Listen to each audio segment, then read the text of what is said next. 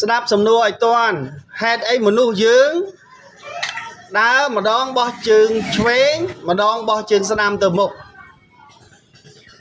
ហេតុអ្វីឈេងចាំដើមឆ្លើយអត់ត្រូវចាញ់មនីរាជនិរ័តមនុស្សយើងហេតុអីចាំបាច់ដើរម្ដងបោះជើងឆ្វេងម្ដងបោះជើងស្ដាំទៅមុខព្រោះមនុស្សមានជើងពីរអត់ត្រូវ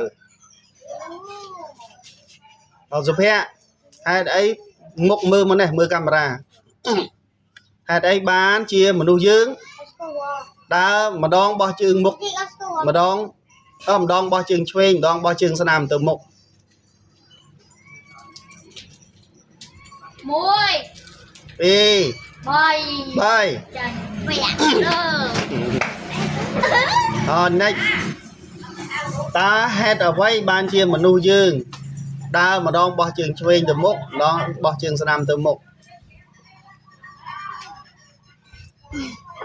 បានគេលេង1 2